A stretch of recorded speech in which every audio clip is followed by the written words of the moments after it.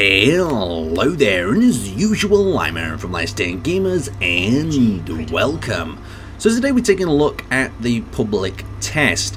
Now, last week this was released, it was covered by the developers themselves, they did a stream, but I just felt the detail and the information on the new blocks wasn't covered in a more compact format, so I thought I'd cover it quickly, show you the new blocks, show you the features, tell you about them, and get out of your hair as fast as possible.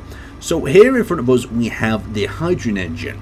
Now the hydrogen engine itself is just another alternative to a reactor, solar technology, anything that can just produce a standard sort of output of power. And this guy is quite efficient, but at the same time, if you're using something that is power hungry, then you're going to have some problems because it drains them hydrogen tanks extremely fast.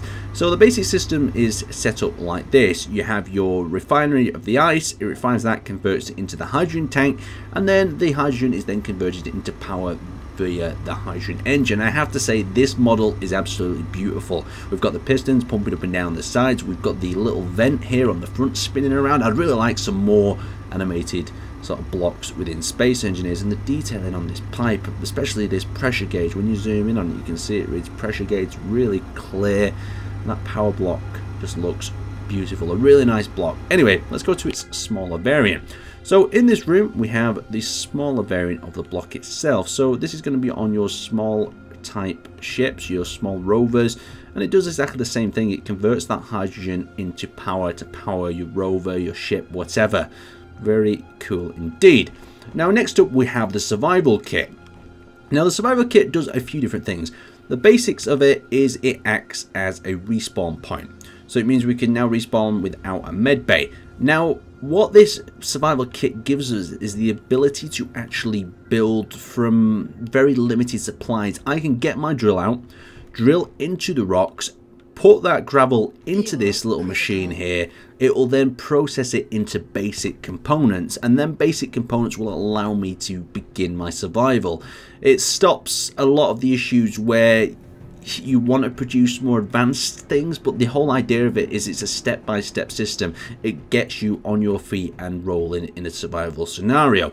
Now originally I hoped that this would be some sort of thing that you could pull out your backpack and place, but no, you need components to build this thing, so you are out of luck if you just happen to fall out of your ship and you have nothing on you at all.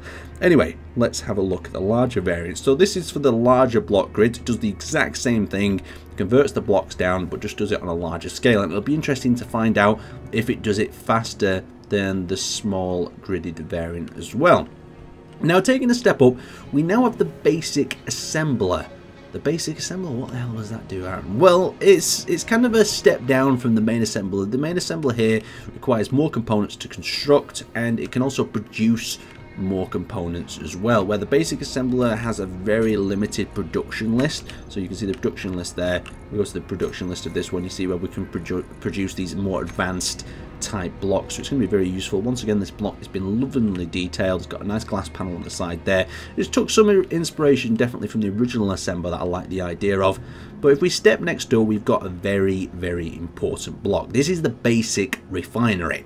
Now there is the old refinery, you can see how large it is, and once again it has the same thing. It doesn't produce as well as the, well, it doesn't refine as well as the original refinery, because that one is designed for a later sort of game. So they're kind of trying to layer different stages of the game and the outcome on top of you, so you're not instantly going from nothing to everything straight away, and there is sort of a progression system. But this kind of plays into it that there is no real end game, and they're just adding levels to get somewhere else. But what I always say with Space Engineers is you need to understand that the end game is what you make it. They give you the tools to do it. Now, stepping over here, we have one of the last blocks I'm going to show you today.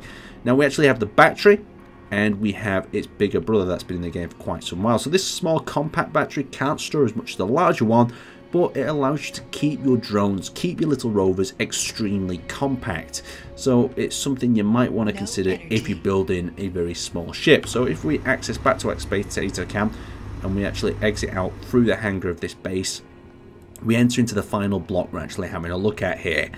And this is the solar well, not solar panel, it's the wind farm. Basically, they've created this really nice spinning block that has varying different degrees of power output depending how windy it is. Of course, we're on Mars here, so the wind might not be as low or high, but this led me to the sort of question of how in the future are we going to be able to detect which is a high or low wind zone? Are we just going to have to place this thing and hope for the best, or will we be able to detect it? The output of this thing is not great. It's a sort of renewable energy source. It's constant. It's always there to back you up like the solar panels, but it's not going to be your main focus. It's just giving you options, and that's what I like about this update when it eventually drops. Hopefully it's just going to give the players more options when they come to building, and the earlier stages of building are going to be very important. Now, there's lots of other little changes that are in the public testing, but I just don't think they're important enough to really cover. There's little bits such as the new scenarios, but you can check them out for yourself when that once it releases. There's also new texture updates to some of the HUDs and whatnot, but in reality, you guys want to see the new blocks, you want to see what the new content is, and that's what I've tried to cover today. Is it done exactly how I would like to see it done? Yes and no. The survival kit was kind of a fix to a fix that didn't need fixing. I just feel that you need something you can get out your bag straight away and survive off nothing, even if it does require grinding up some gravel or stone. But anyway, I'd like to thank you guys for watching, and I will see you next time.